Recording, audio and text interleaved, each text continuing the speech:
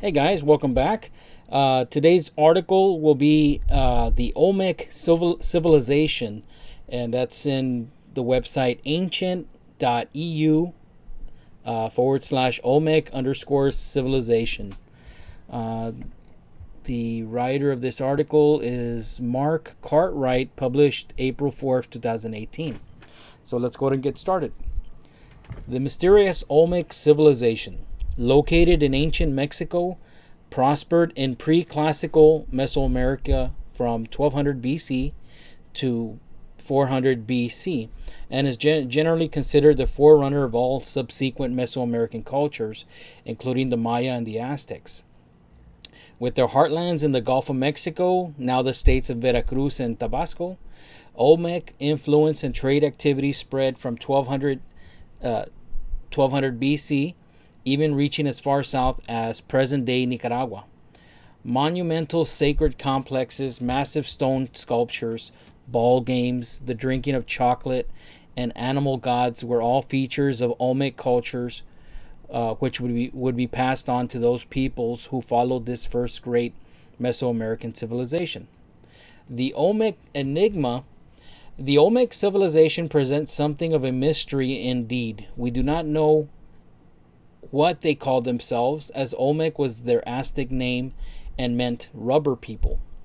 Due to a lack of agricultural evidence, their ethnic origins and the location and extent of many of their settlements are not known. The Olmecs did, however, codify and record their gods and religious practices using symbols. The precise significance of this record is much debated, but at the very least, its complexity does suggest some sort of organized religion involving a priesthood. The Olmec religious practices of sacrifice, cave rituals, pilgrimages, offerings, ball courts, pyramids, and a seeming awe of mirrors was also passed on to all subsequent civilizations in Mesoamerica until the Spanish conquest in the 16th century CE. Olmec cities. Now, Olmec prosperity was initially based on exploiting the fertile and well-watered coastal areas of the Gulf of Mexico to grow such crops as corn and beans, often twice yearly, which allowed for an agricultural surplus. They also, no doubt, gathered the plentiful local supply of plant food, palm nuts, and sea life, including turtles and clams. By 1200 BC, significant urban centers developed at San Lorenzo, the earliest, La Venta, Laguna de los Cerros, Tres Zapotes, and Las Limas. San Lorenzo reached its peak of prosperity and influence between 1200 and 900 BCE, when its strategic position, safe from flooding, allowed it to control local trade. Typical Olmec trade goods included obsidian, jade, serpentine, mica, rubber, pottery, feathers, and polished mirrors of ilmenite and magnetite. Evidence of San Lorenzo's high culture includes the presence of mound structures, possibly an early ball court, carved basalt drains through one of the man-made mounds, and the red palace structure with painted red floors and workshops. Around 900 BCE, the site of San Lorenzo displays evidence of systemic destruction, while La Venta conversely began to flourish and becoming the new capital. It eventually supported a population of some 18,000. The three sites of San Lorenzo, La Venta, and Laguna de los Cerros all had a bilateral symmetry in their planning. At La Venta, the first pyramid in Mesoamerica was constructed. It is the premeditated architectural layout of the religious centers of these settlements that is most striking. For example, at La Venta, the buildings are placed symmetrically along a north-south axis with four colossal heads facing outwards at key points, seemingly acting as guardians to the complex. A huge ceremonial step pyramid, now a shapeless mound, sunk in place, plaza once lined with 2-meter high basalt columns, and two smaller pyramids mounds provide features that would be copied time and again at the major site of later Mesoamerica cultures, with whom equal attention was paid to the precise alignment of the buildings. La Venta, as with San Lorenzo, suffered systematic and deliberate destruction of its monuments sometime between 400 and 300 BC. Religious beliefs. As with other areas of Olmec culture, details of the religion are sketchy. Nevertheless, with an ever-increasing body of agricultural evidence, it is possible to piece together some of the most important features of Olmec religion.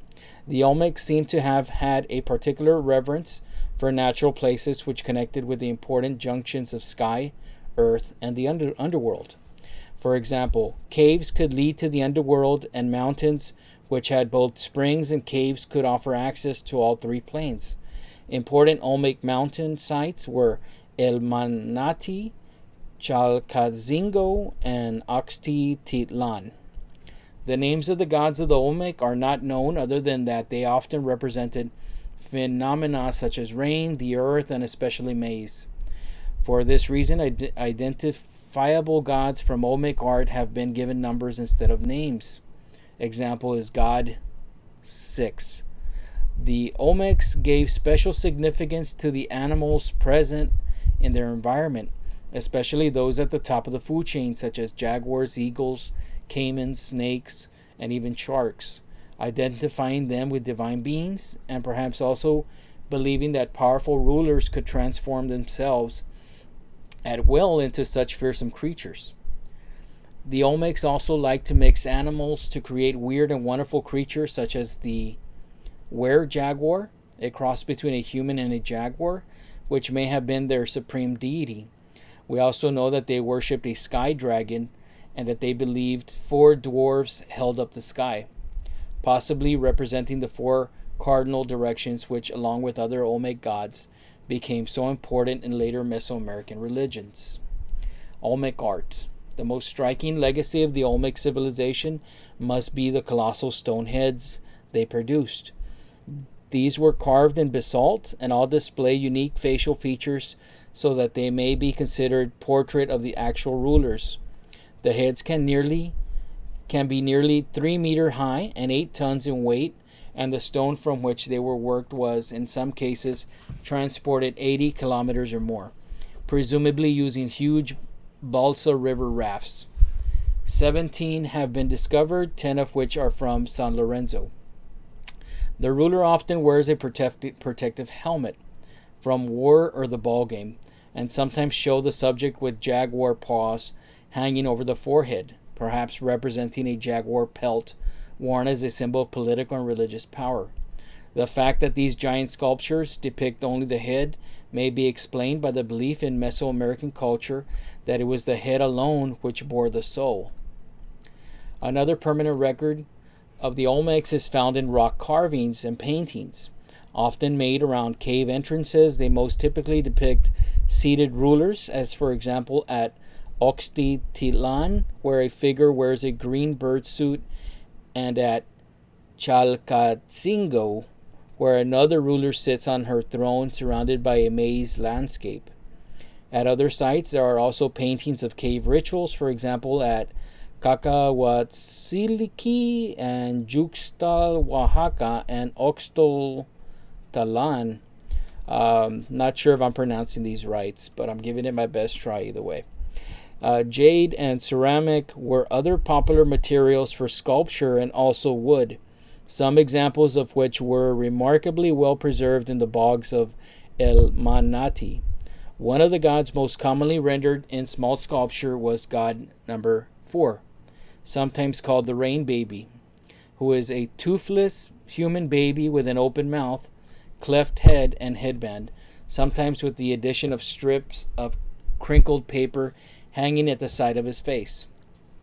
Another feature seen in the gods of later cultures and representing the paper and rubber sap strips which were burnt during rites, as the smoke was thought to propitiate rain. Perhaps the most significant jade carving in the Kunst axe, a ceremonial axe head now in the American Museum of Natural History in New York. The jade has been worked to represent a were-jaguar creature using only jade tools and then polished, perhaps using a jade abrasive. Animals were a popular subject, especially those most powerful ones, such as the jaguars and eagles. Intriguingly, the Olmecs often buried their sculptures, even larger pieces, perhaps in a ritual act of memory. Legacy of Mesoamerica.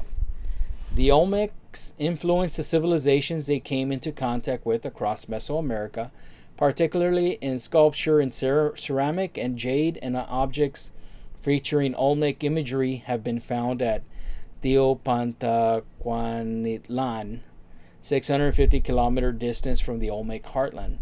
In addition, many deities featuring in Olmec art and religion, such as the sky dragon, a sort of caiman creature with flaming eyebrows, and the feathered snake god, would reappear in similar form in later religions.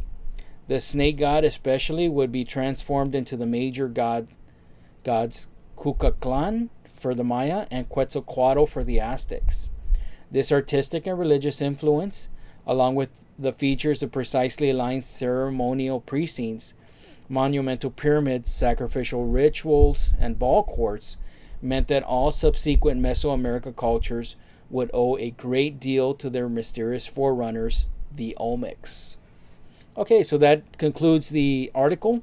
I do hope you enjoy it, and if you do support what we are doing in this channel, go ahead and like, comment, and subscribe, and we'll see you in the next article. Thank you.